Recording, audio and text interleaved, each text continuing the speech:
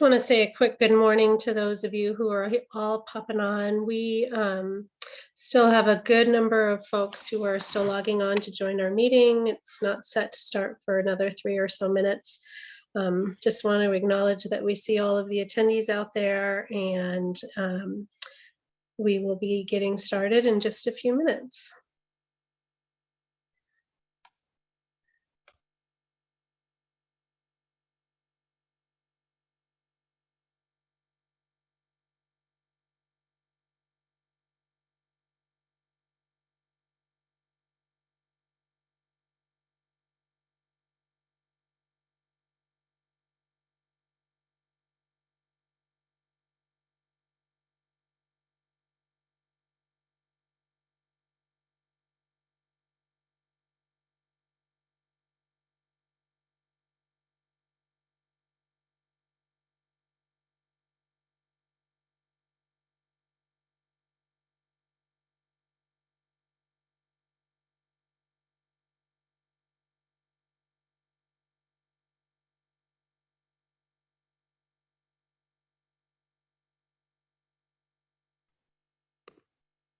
Good morning, Lisa. Good morning, Councilmember Lay. Thank you so much for joining today. Yeah, I think Kyle Brown should be on in just a moment. Great. Most of our staff is still hopping on,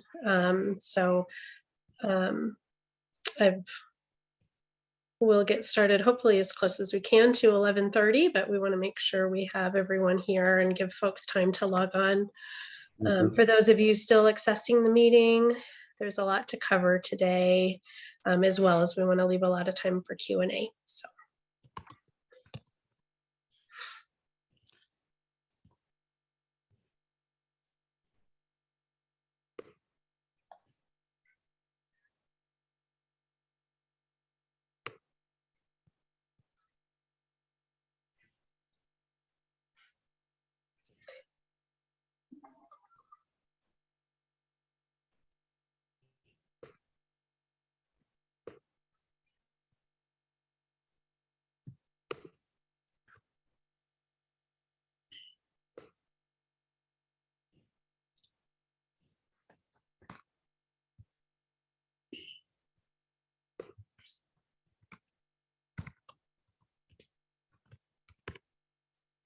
Morning, Chad.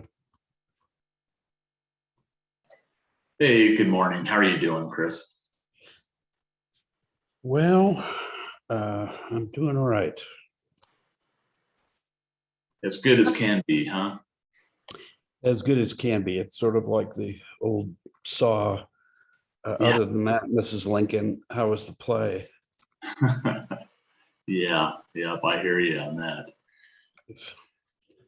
All right, everyone. So I want to respect everyone's time. It's 11:31. We're still having a lot of people hop on the meeting here, but I think we have staff ready to go. I want to acknowledge that we have Councilmember Lay on the call, who is here to listen in and hear more about what your questions are. We also have Councilmember Kyle Brown, who is logging on as we speak. And again, they're here to listen. Just know that all of City Council and the mayor would love to be here, but due to open meeting regulations, only 2 can be on at one time. And so for now, today you have the ears of Council Members Lay, Councilmember Brown, but all of this will get passed along to City Council. Just also want to kind of acknowledge for folks listening in, feel free to ask your questions. We are going to try and do our best to get to all of you, but we likely won't get through that. We'll provide our contact information in the end. And also just for those of you, just to have a sense of how many people are on the call, I'm watching the attendee list rise dramatically. We're at 195 folks listening here. So there's quite a number of you, just so you are aware of that. And as well as always, we assume that there may be media or other folks listening. And so if you're not comfortable asking your question in this forum, please feel free to send us an email. So with that, we want to get started.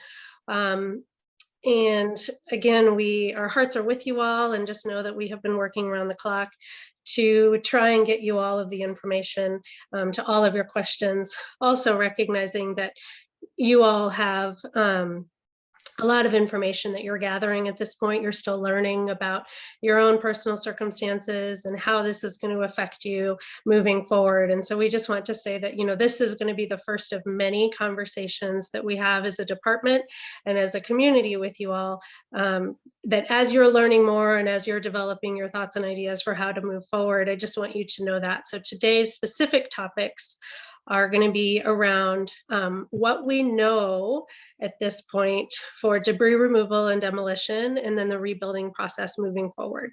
So we understand that debris removal and demolition questions are some of the highest priority questions that we're getting at this time. We can share with you some things we know, but also understand that we are still gathering some final information from the county, from CDPHE, the Colorado Department of Public Health and Environment, who has more regulatory authority over how a lot of these debris fields and these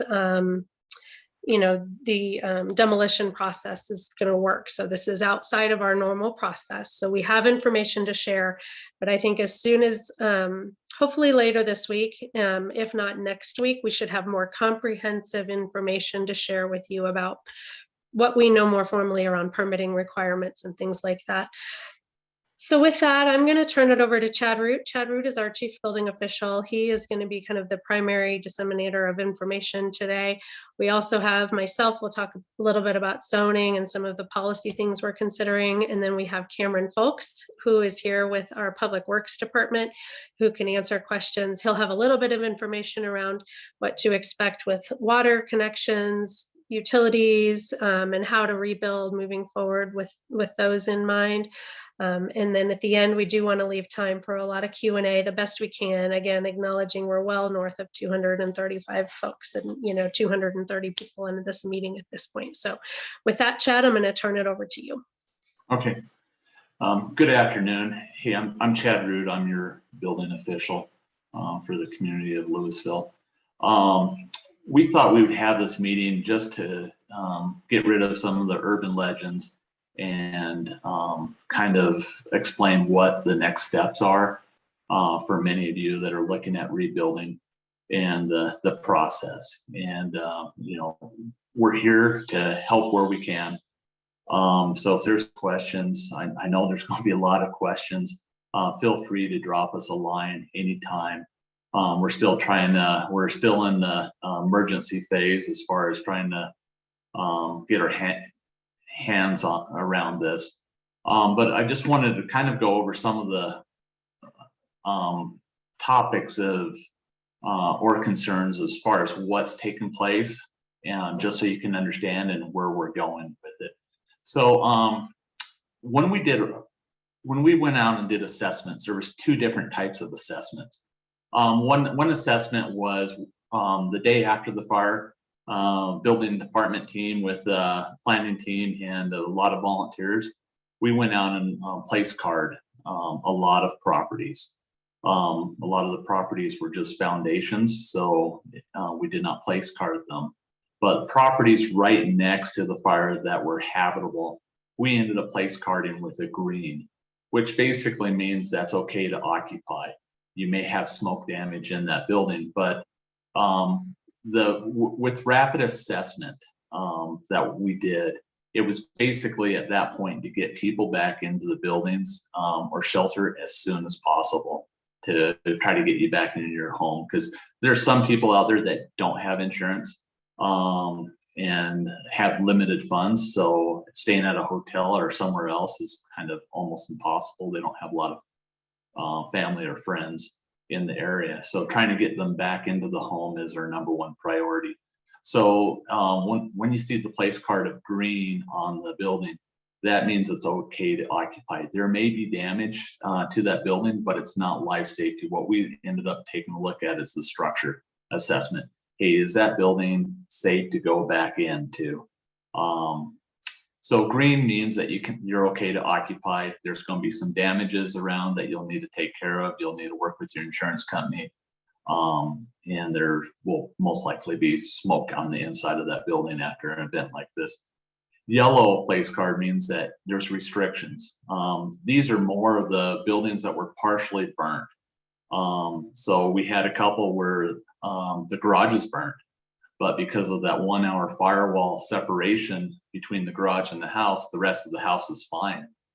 So it was okay with restrictions not to go into the garage, but they could enter the house because there was no damage to the house. So a lot of the yellows are situations like that where you can go in, it's just restricted areas. The red is basically unsafe, it's ready to fall down, which brings up to the point that when you're ready to go back and get items or look for items, if you haven't done so already, a lot of you already have.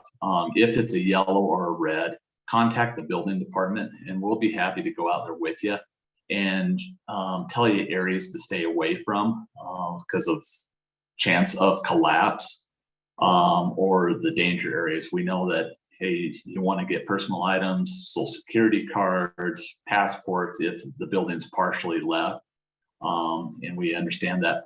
So we will give you an idea of what's safe, what's not, and we'll let you have at it. What we do request is that you have a hard hat of some sort, just in case you bump your head or something comes down on you.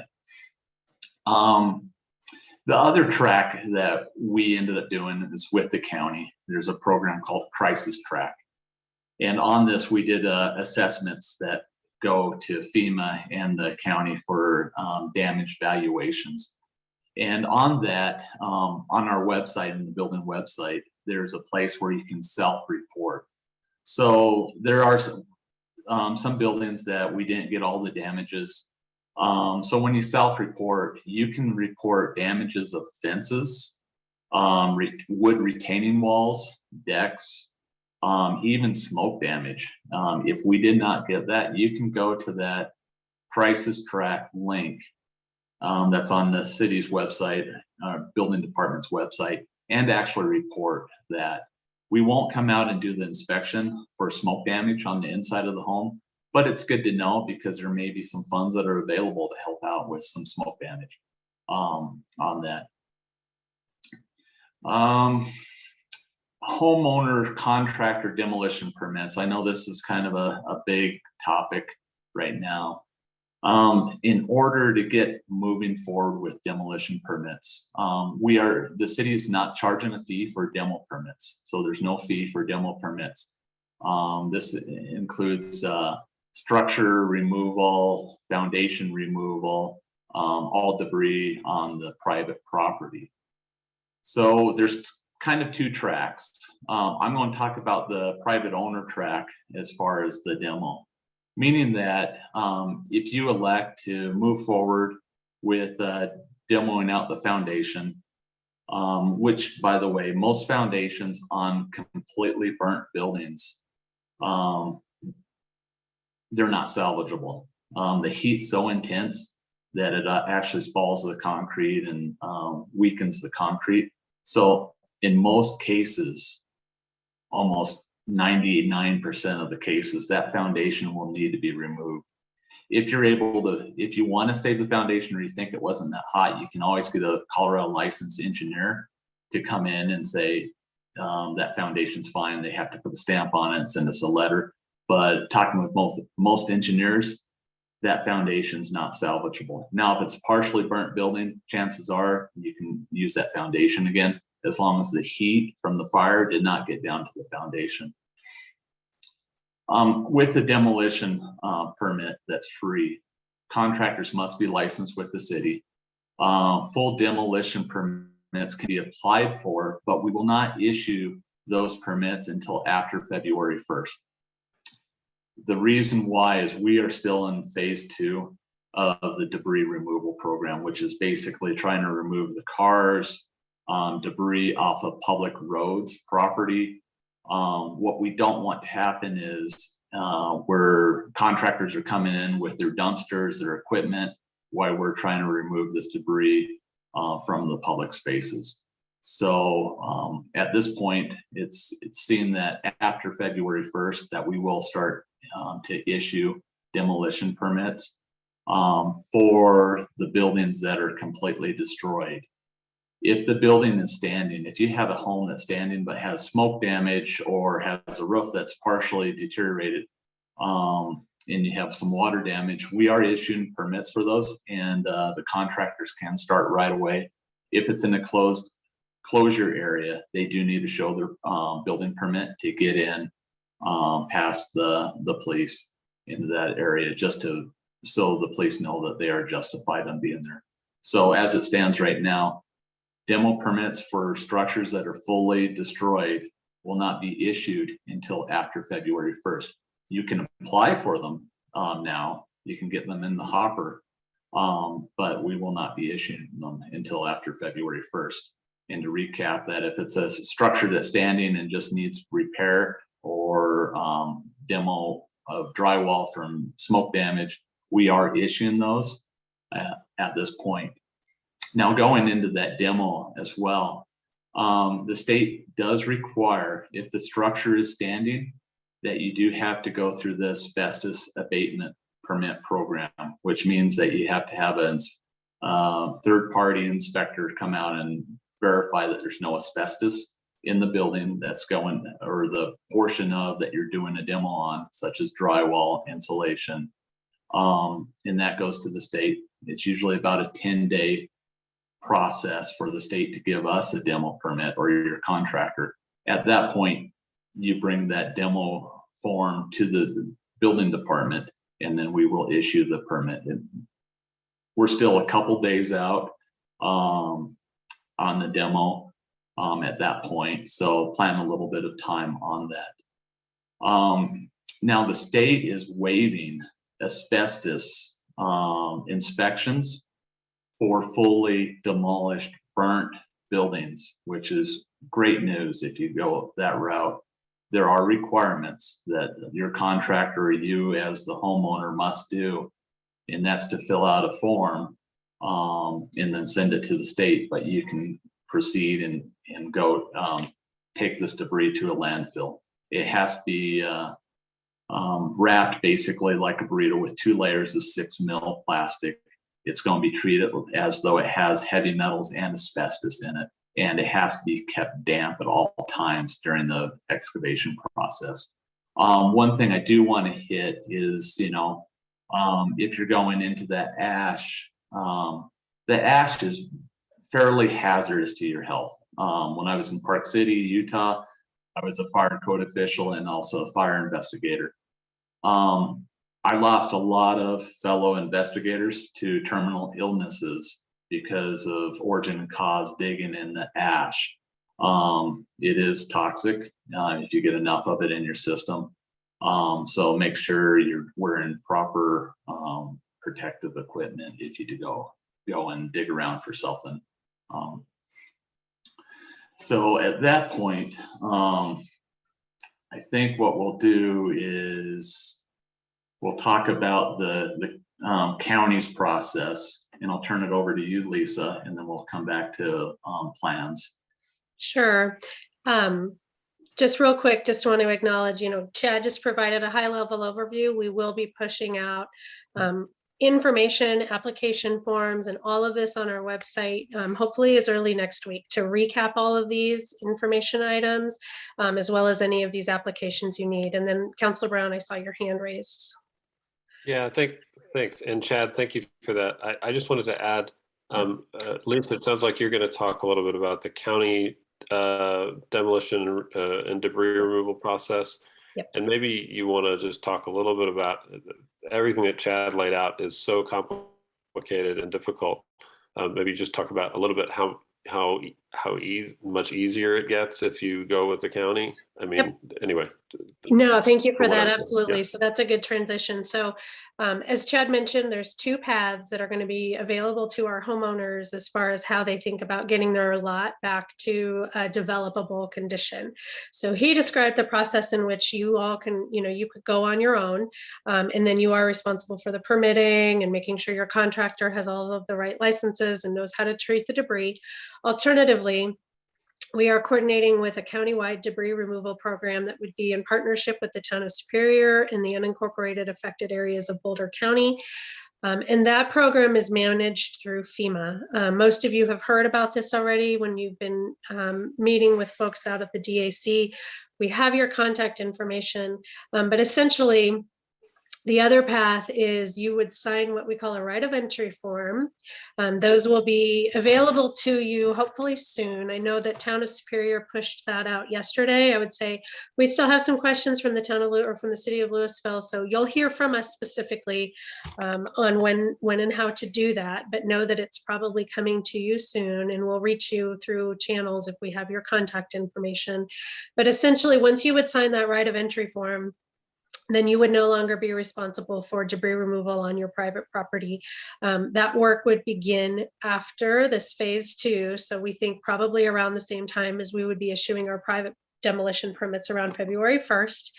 And at that point, as we understand it, you know, the county would hire crews that would kind of go neighborhood by neighborhood and would do all of this work on your behalf, including all of making sure the debris is handled properly through the state from a safety perspective, any final soil testing, foundation removal. So you kind of, you can go that route from, you know, the pros and cons are, I think you have control of your own timeline if you take on the work yourself, or, you know, alternatively, you can go with the county program and we'll keep you up to date about when we expect them to come through each neighborhood.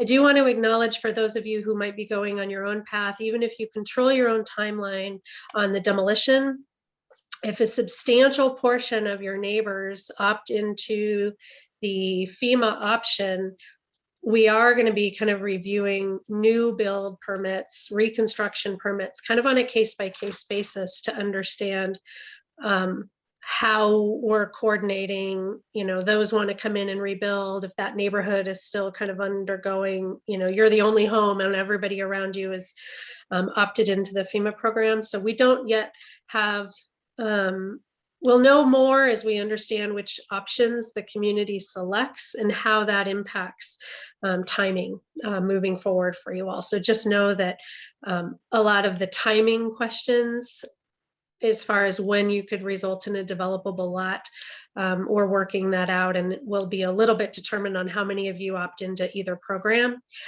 One other note on if you do the work yourself, and this applies particularly to the Coal Creek Ranch neighborhoods and also just kind of scattered throughout. So we do want to remind you all that some of you have large retaining walls on your property that connect many properties together.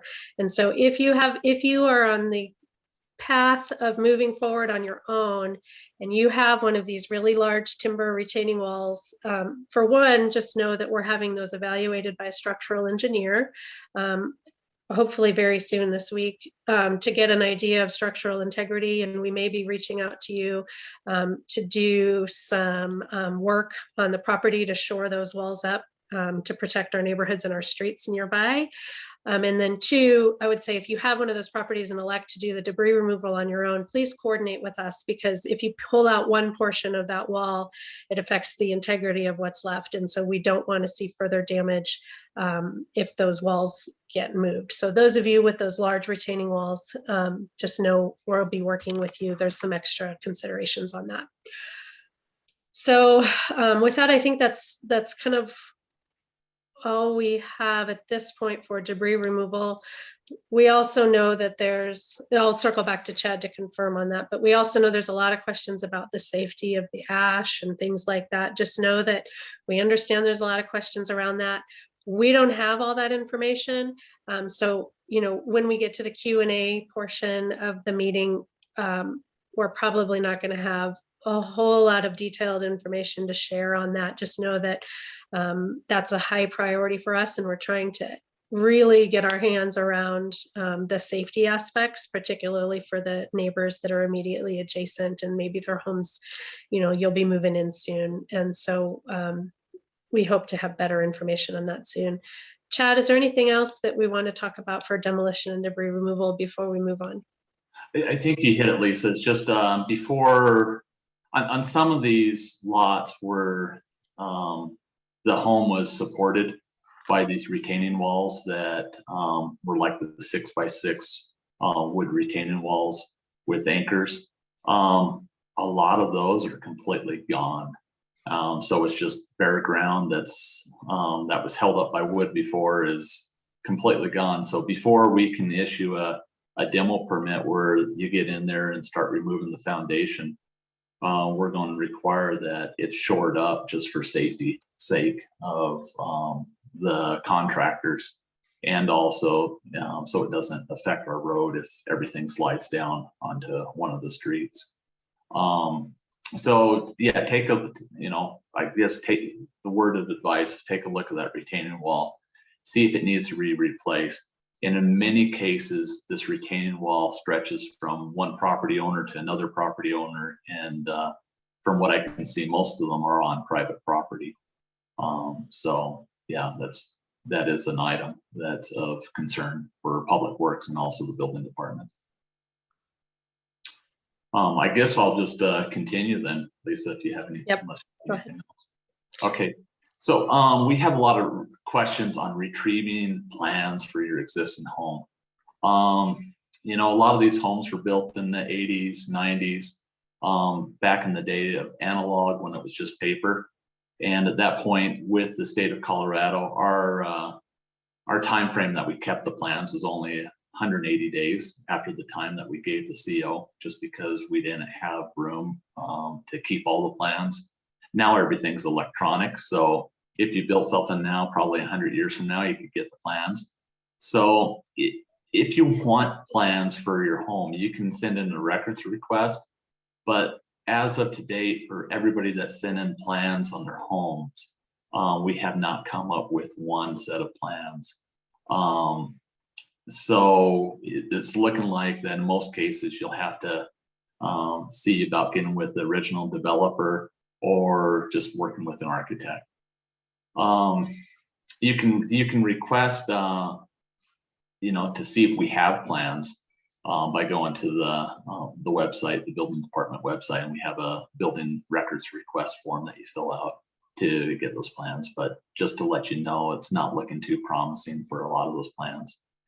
By chance, if you do find a set of plans of your home, to use it again, because it was usually stamped by an architect, you'll have to get a letter from that architect that says that you can resubmit those plans with that architect. And the other part is that they will have to, it might have been built with 2x4 walls, R13 insulation. You'll have to bring that up to the newer codes as well. Rebuilding process. As your building official, I would highly recommend you get with your neighbors and talk with them as far as what they're doing, the contractor that they're using to rebuild their home, if they have somebody.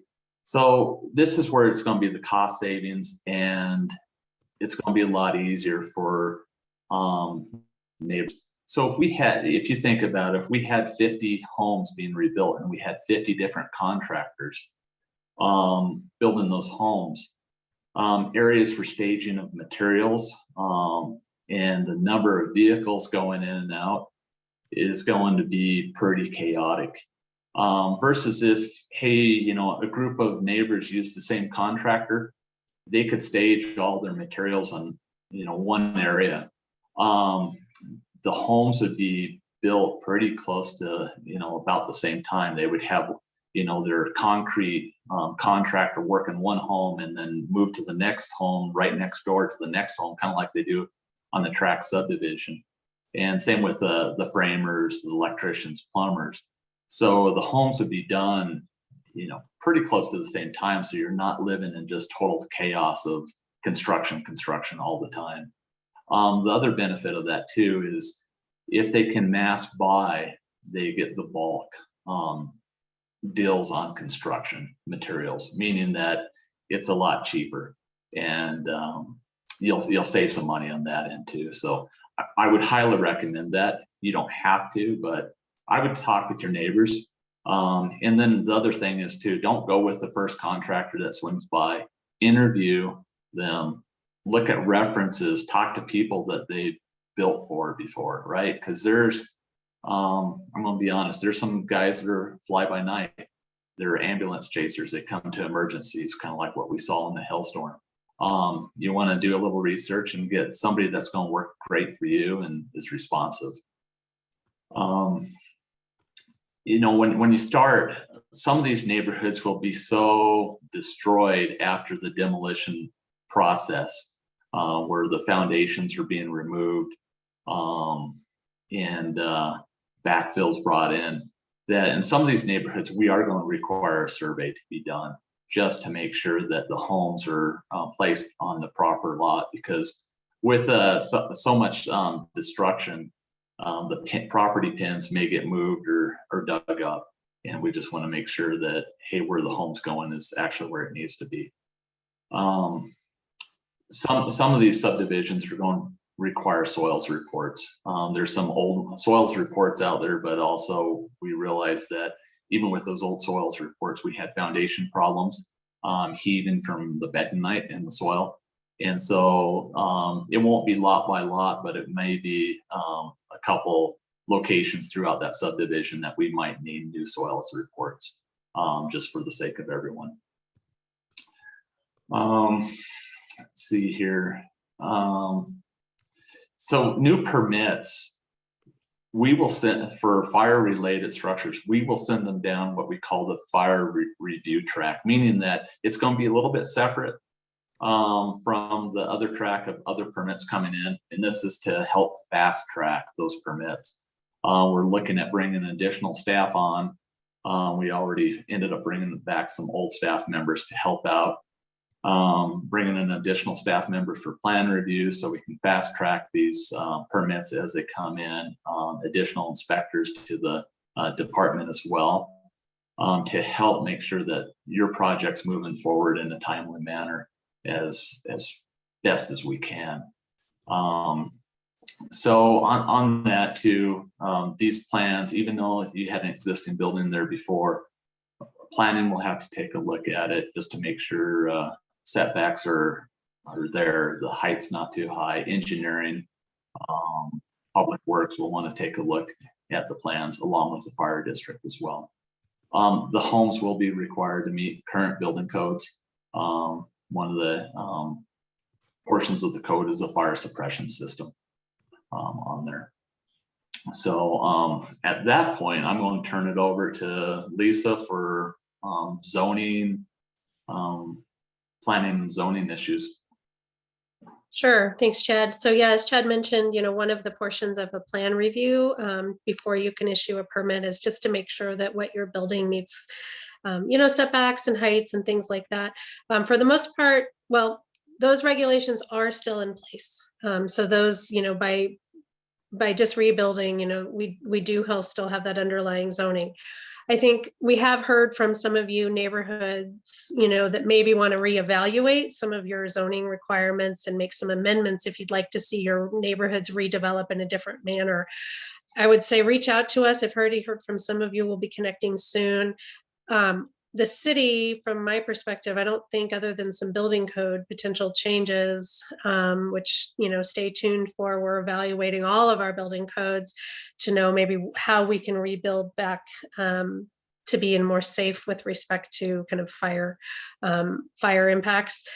But if there's a neighborhood that wants to change zoning standards, that let's talk about that. I would say reach out sooner rather than later. If you already know kind of on a neighborhood level or maybe kind of a subgroup neighborhood level that you would like to do that, we would want to work with you. And there's kind of a process that would have to happen in advance of issuing a building permit. So just want to put that out there, that process can take some time. We'll figure out a separate track as Chad mentioned, but just know that those are available to you. We can have those conversations, but please reach out, I think, from a neighborhood perspective as soon as you know. And additionally, as I mentioned, this won't be those last conversations that we have kind of on the neighborhood level. For now, we want to give you all a little bit of time to begin to get settled. I know your higher priority right now is, finding short-term housing, long-term housing, getting your insurance information. And so hopefully within the next week or so, we'll be getting additional information out for starting those community dialogues if you would like to have them at a neighborhood level. And so I'm going to pass it off to Cameron Folks now, who can kind of answer the questions around water utilities. And then I think at that point, we'll open it up to questions from the audience. Sure. Thanks, Lisa. Cameron Folks here. I'm the assistant city engineer for Louisville. Working through some of the things here for each lot. I'll start with the water services. So most of the damaged structures here had water meters in the basements. That doesn't meet our current standards. So those are all going to need to be moved outside just behind the back of walk. So as you guys rebuild, you need to think and plan for that.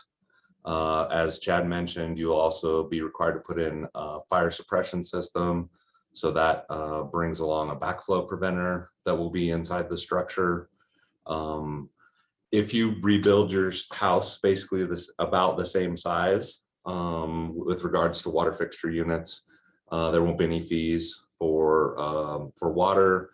If people are doing things like, hey, I want to buy 2 lots, I want to buy my neighbor's lot, I want to build a bigger house, then water fees may be assessed depending on how many fixture units you have in the new structure. So just be aware of that. Another thing that we're looking at currently with the state health department is whether or not your water services are safe. So right now there is a chance that we have to go back to the water main out in the street and replace the water service. So we don't know the answer on that yet. So that's a may or may not. With regards to sewer services, we highly suggest you guys camera each service for your home, make sure it's not melted or has any issues. Last thing we want is to build a nice new home and have a sewer issue, okay? As regards to right-of-way permits, so we will require you guys to get a right-of-way permit during demolition. If you go the by yourself path that we discussed earlier, that is a no-fee permit. But as we move into the reconstruction of the home, similar, you'll need a right-of-way permit, but those will have fees with the new construction. So I think that about covers most of the public work stuff. So I'm going to turn it back over to Lisa. Thanks. All right, before we take Q&A, any other staff or council members have anything we feel like we need to address that we haven't covered yet? So we've gotten some numbers coming in because I know there's a lot of questions out there as far as, what you're looking at as far as cost per square foot to build. Talking with numerous contractors, and it's kind of all over, but the average cost to rebuild a basic home, meaning it's not really exciting and it's not on the lower end, but it's average, is about $320 a square foot in order to rebuild. And that's just with lumber prices and just cost in general at this point. So I thought I'd let you know that because I know there's a lot of questions coming in, what is it going to cost to rebuild? All right, great, thank you. All right, so for those of you who haven't done this webinar platform, we'll call your name. We'll just use first name, last initial, and then we'll have to unmute you on our end, and you'll also have to unmute on your end. So the first person with their hand raised I see is Lee. Hi, thanks. So for 500 plus of us, we have lost our homes. And many of those homes were built in a subdivision tract home neighborhood. Also in the meeting boards we've been talking, a lot of us feel we're underinsured. So for $320 a square foot, if you want to build a 2,000 square foot home, that's $640,000. Many of us had 300, 400 square feet, 4,000 square feet. So it is really concerning that we feel we're underinsured. The housing crisis that's been going on the last couple of years and the prices that are inflating, it feels like every few months, is putting many of us in a really tough situation. So one of the things is, one, how do 500 of us work with the city over the next few years? As Chad said, that's crazy. So we're all thinking, we need to get some builders in to submit plans, to try to work with the city to make models that are meeting codes, that are fire resistant. And it doesn't feel like we have anyone to help us on this. I mean, getting together with your neighbors, we're not experts in doing this. We can't just find a contractor. So it'd really be helpful to us as homeowners, or we're homeowners, and to the city, because the city's losing a lot of money on property taxes the longer we don't have homes. So why can't we figure out a plan where the city either hires or puts together some advocates that work with us to quickly find builders and get people to decide, yeah, we're gonna use this builder for these 2 streets in Coal Creek Ranch. I mean, that just seems like a much better process than 4 neighbors talking and finding a contractor. I mean, it just seems like the reasonable, the most efficient way, and that we'll get beautiful homes. The city will have much less work if they're working with a few builders. I mean, how can we do something like this and be innovative? Absolutely. So thank you for the question. I do think, from conversations we're having at the city, we hope to be able to provide a way to facilitate those conversations, recognizing that we're not going to be the decision makers, at this point for any of you, but we want to give you the platform for the conversation. We are looking for the resources to help us do that through our state and local state and county partners, so that we have the right people to help facilitate those conversations. So stay tuned for more information on that. And again, the reason why we haven't so far is, again, both for our own kind of assessment information, we have been really focused on making sure everyone is safe. And also we want to give you all a little bit of time to begin to get settled, have your information in front of you, think a little bit on how you want to move forward, so that when those conversations happen, you're a little more prepared. So I would say stay tuned for that. That is something that we are working on. All right, we have Bill H.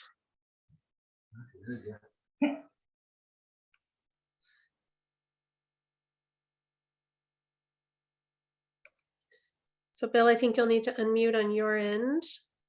All right. Can you hear me now? Yes. Yes. Awesome. All right. Thanks. My architect that I've been talking to said that Louisville just recently enacted a net zero efficiency on all new builds. Is that something that will go into effect as we are looking at building new homes here? Great question. So the answer is yes. That is already in effect. It went into effect November 23rd of last year. So City Council looked at that. My understanding is City Council, we're preparing kind of a list of questions for City Council to consider, including building code changes, any zoning policy changes, and then City Council will be having those discussions, and they will make, I think, decisions on how or if those codes are going to change. I'm not sure if Chris or Kyle, council members, if you want to answer anything further for now. I could just look with a head nod or a head shake if you want to chime in further. Go ahead. Yeah, I think you covered it, Lisa. We're going to be looking at a lot of different things. So thank you. Great. All right, next we have a David L.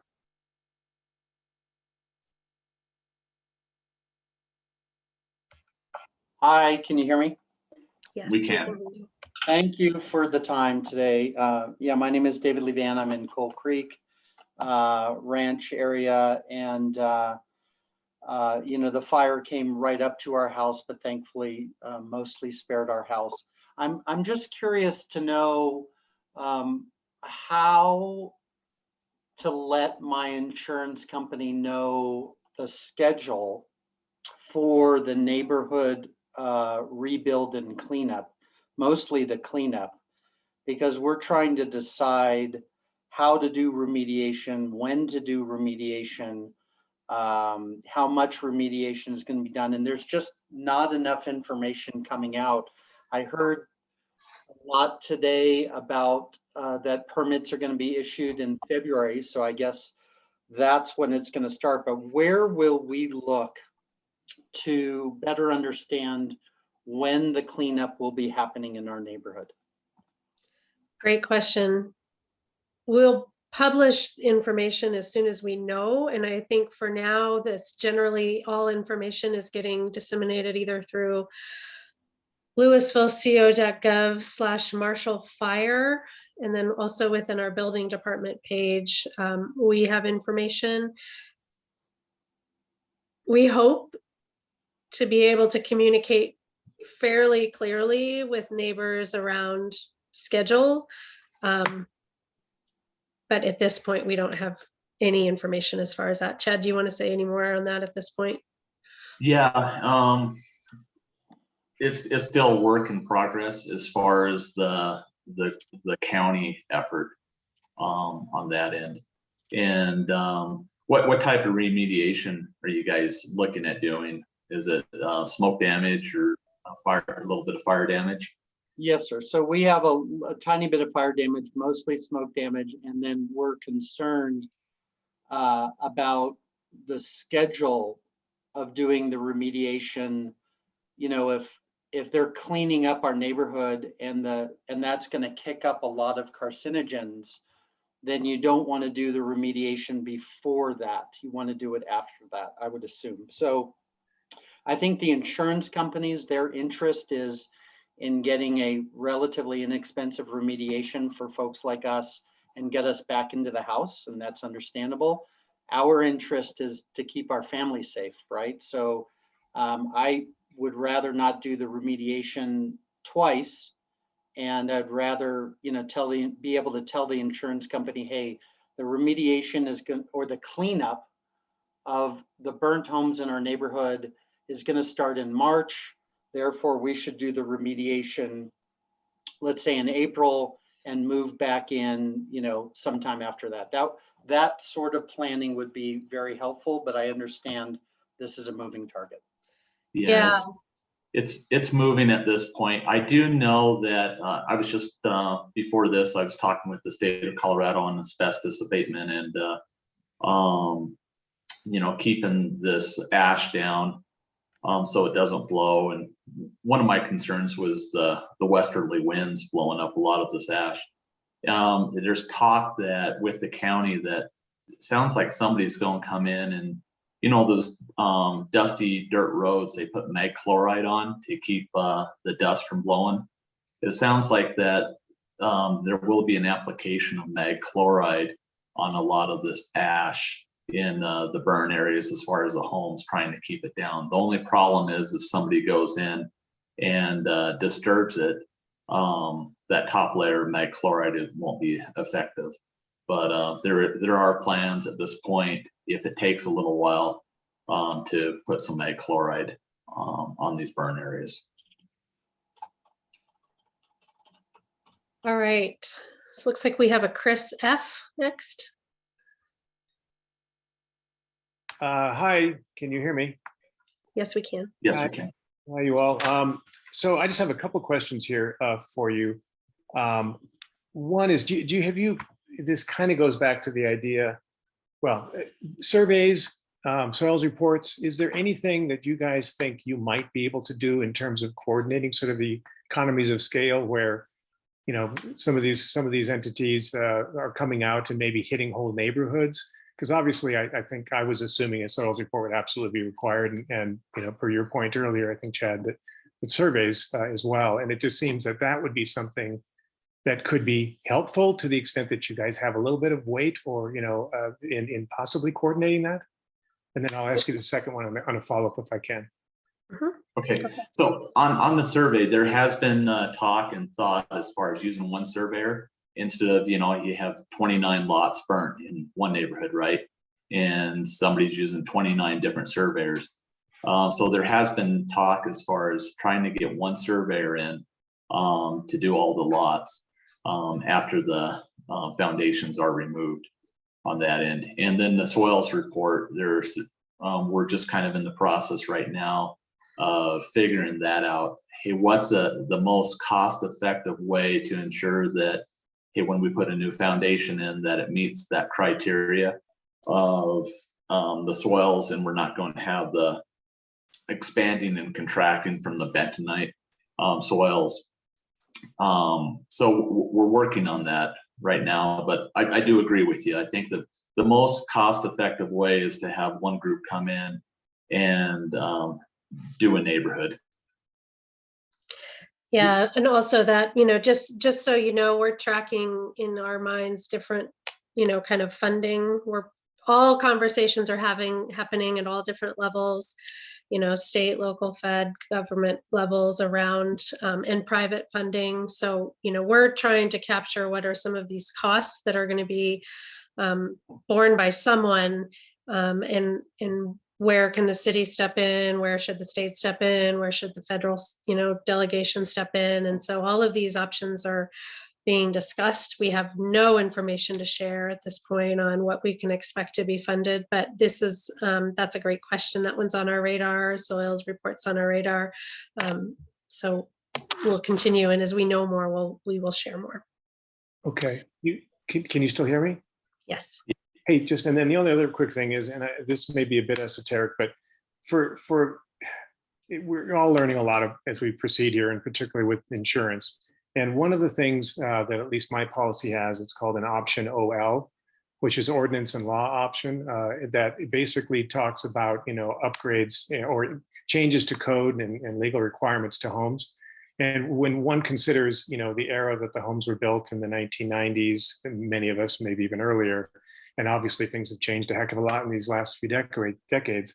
I'm wondering, is there a feasibility that the building department might be able to come up with some list that would make it a little easier, not only for the homeowners, but then to kind of convey that on to their insurance adjusters to say, now here, these are the things we're going to be having to upgrade. If you're talking about rebuilding back kind of what was here, to be able to fully enact that additional option, and get the maximum out of that, it might be helpful to be able to, be a little more clear themselves for those who aren't in the building industry to know, yeah, look at the insulation's different, the wall framing's different, the foundation's going to be different, the sprinkler systems, all the things that are going to add a fair bit of cost, over and beyond just the changes, of course, in material costs and labor. Is there anything that you guys could kind of simply do? And I know you got a lot on your plate, but something that might come up with a sort of a list of changes. Does that make sense? Chris, we would be happy to do that.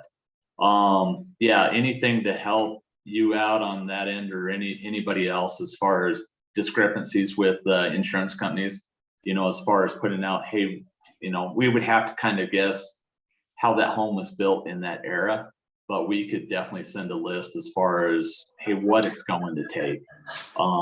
Was that just a flat rate, just for my knowledge? Was that a flat rate or a percentage that they would?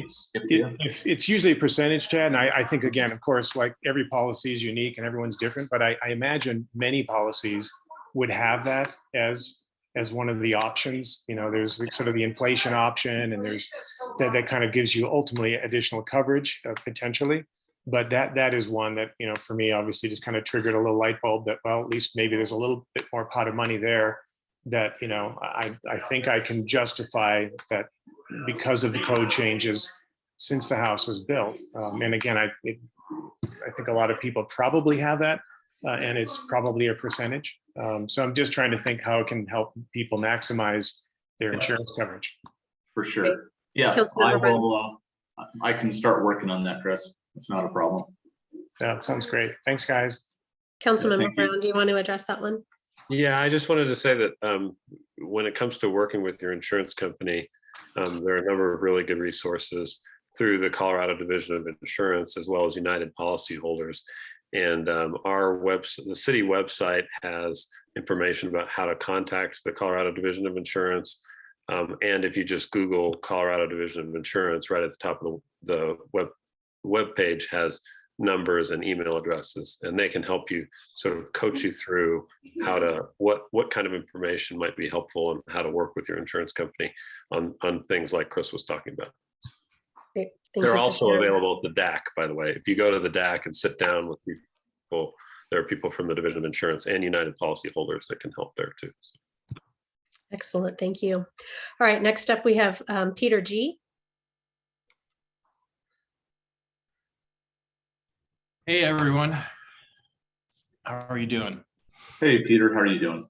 Good. Hey, I'd like to say thank you, one, for you guys being up here on the firing line, so to speak, with everything you guys are doing. I know you're working, around the clock to try to get answers and everything else. And I just want to say we really appreciate in our neighborhood that, we're moving forward with this. I think, Lisa, this might be directed towards you.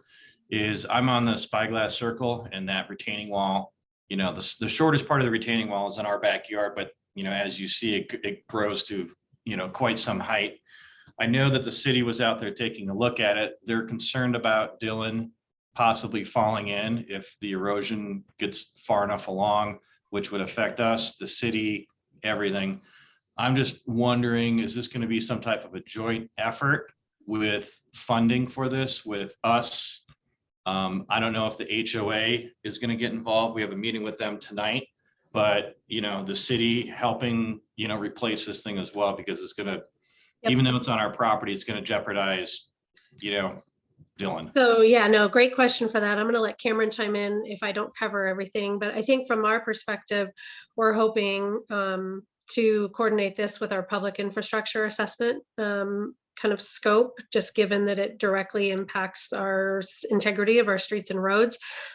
We're a long way from knowing, how everything's going to get funded and what bucket of money, but just know that is on our radar, because you're right, it affects us differently than, a little 4-foot landscape wall that is entirely isolated on someone's property. So Cameron, do you want to speak a little bit more about maybe what we're doing on those walls? Sure. So thanks, Lisa. Cameron Folks again, Assistant City Engineer. We do have Roxall taking a look at those beginning of this week, and they're writing up something for us. So that'll help us make decisions as we move forward. Like Lisa said, as far as buckets go and money, who pays for what, that's a bigger conversation. But we're having someone take a look at them right now, hopefully get like a safety assessment and kind of move forward from there. So. Great, thank you. And then Chad, if you need a hand with that letter, let me know. Okay, will do. Thank you. Yep. Thank you, guys. Thank you. All right, next up we have Mark P. Hello, everybody. I think most of my questions have been mostly answered, and I'll just echo, I appreciate the time. This has been definitely one of the more informational calls that have been held to date. So thank you very much. My only question is, you had said that the information requirements and forms will likely be posted next week. One specific question around debris removal that has come up for us is the separation of materials. Chad, I think you covered this, but is it all going to be able to reside in a singular, if you will, dumpster? Or will there be requirements around separation of materials, or don't we know yet? Okay, so and this is the process of going on your own, right? Or with a group of neighbors to have your site cleaned up, foundation demoed, or existing building brought down, correct? Correct, yep. Yeah, so at this point, it can be all put together. If somebody wants to reuse or recycle the foundation, they can separate that out.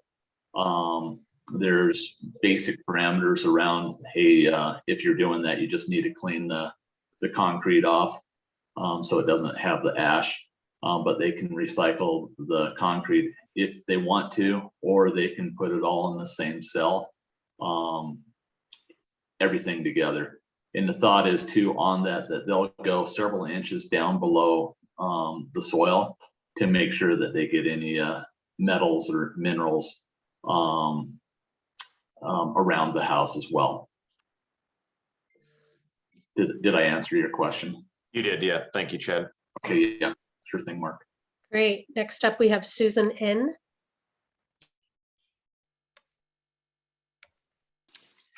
Thank you so much for this meeting. We are one of those who are considering doing the demolition ourselves and removal. One of the reasons why is that we heard that when FEMA comes in, they just take everything on your property. And we have a row of trees at the back end of our property that we're really pretty sure that they're fine. They just have a tiny bit of singe to them on one part. Does anybody know, like, can we mark trees that we want saved if FEMA comes in? And so, I mean, rebuilding and having mature trees would be a tremendous asset to our home and the neighborhood. And that's one of my biggest concerns about joining the Boulder County process. I think that's a great question. I think just anecdotally from other communities that have gone through this after the fact, we've heard some differing results as far as level of care that those crews can provide. So for now, I would say that's important for us to understand as well. And we hope to have good information for you before you make that decision on if you choose either path, how much control you have over, if you choose the FEMA, the coordinated effort, how much control you have over items on your property. I don't think we have a clear understanding of how much we'll be able to kind of line by or lot by lot save and protect. Probably a question for Darla as far as what they can do, what they won't do. Because the contractor under the FEMA program is a contractor that was hired by Boulder County. So there is a little control. It's not just straight federal. It's they were hired by Boulder County to do this. So I would say stay tuned. Hopefully we'll have good information to help you on that before you make your decision.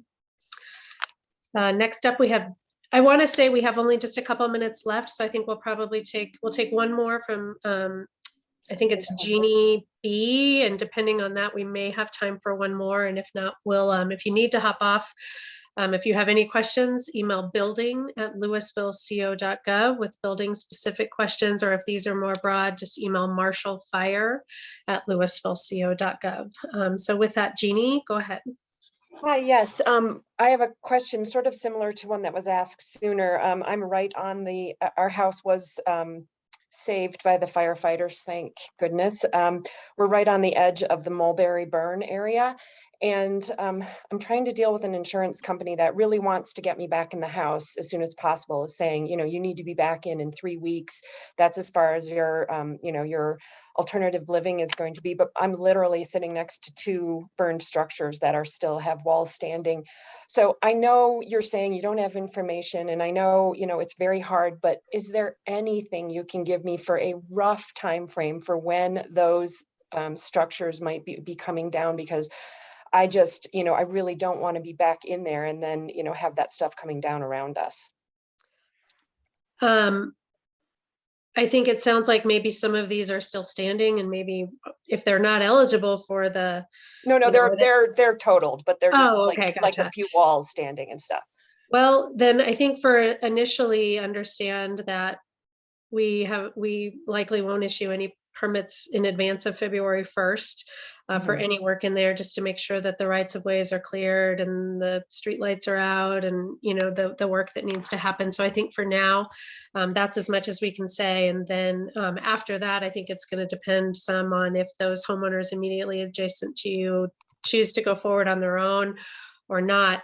And again, then I think would lean back on Councilmember Brown's contacts for the insurance companies if there's specific circumstances that you need additional, time and things like that. So that's my answer for now. Chad, do you want to expand on any of that? Do we have more that we can share, or that we know? I think that the variable is if they go with the county program, or as Lisa said, they go at it with themselves.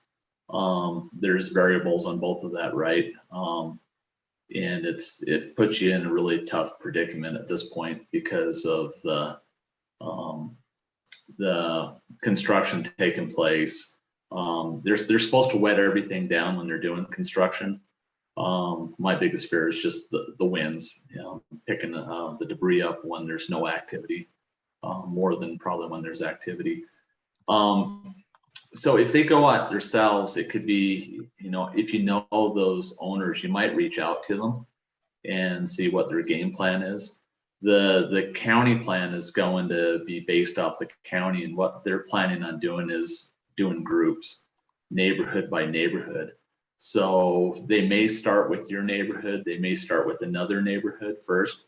It doesn't sound like they have enough contractors to do every neighborhood at the same time for their demolition of structures and foundations on private property on phase 3. So it's going to be phased. You know, once they do start, it's going to take place with one neighborhood at a time, from what I've been told. Sorry, I don't have the best information at this point. We're still working on it. You know, I think once we do find out, we'll try to get it out there to everyone as soon as we can.